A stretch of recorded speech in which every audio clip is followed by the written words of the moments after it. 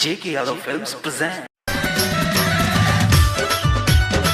JK Yadav Films.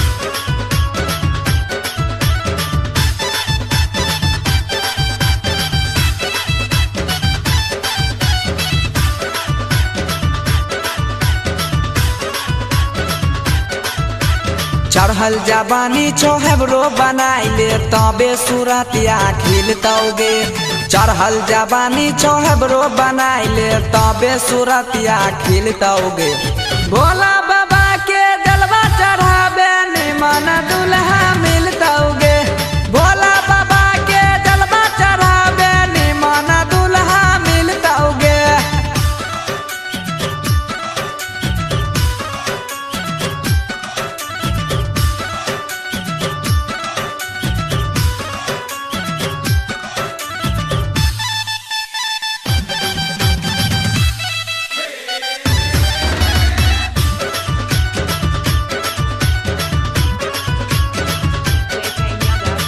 बड़नी मन लागै छै गोरी सूट सालाबाद में। पोरे पोरे कसाइल छौ देहिया सोलही के उमर में।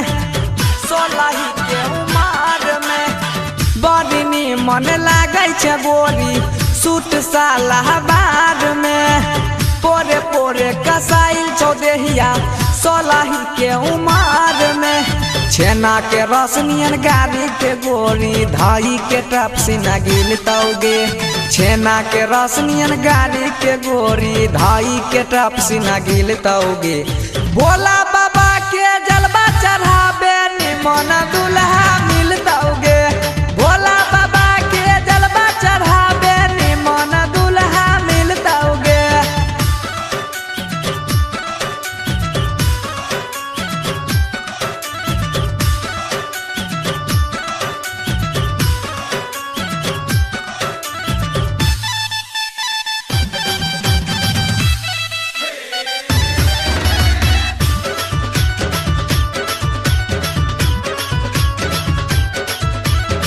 पहले पहले कके सुमारी करिहे दिल से पुकार गे।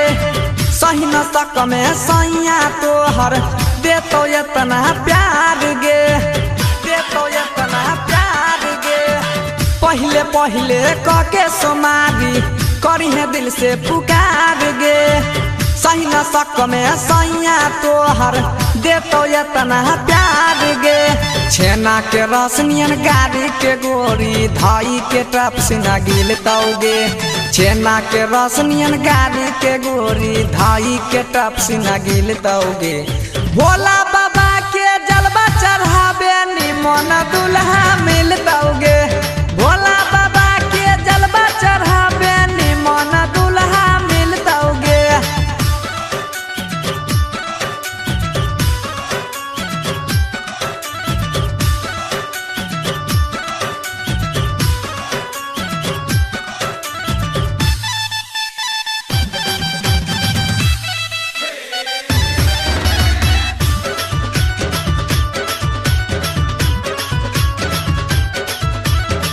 होठ के लाली से चुआई छौ जेना रस लाल लाल गे। कसमस करै छौ जवानी चढ़ते नया साल गे। होठ के लाली से चुआई छौ जेना रस लाल लाल गे। कसमस करै छौ जवानी चढ़ते नया साल गे। बंसी के अपन दीवाना बनाइले तबे पलंगिया हिलतौगे। राजा के अपन दीवाना बनाइले तबे पलंगिया हिलतौगे। भोला बाबा के जलवा चढ़ाबे निमन दुल्हा मिलतौगे। भोला बाबा के जलवा चढ़ाबे निमन दुल्हा मिलतौगे। भोला बाबा के जलवा चढ़ाबे निमन दुल्हा मिलतौगे। JK Yadav Films.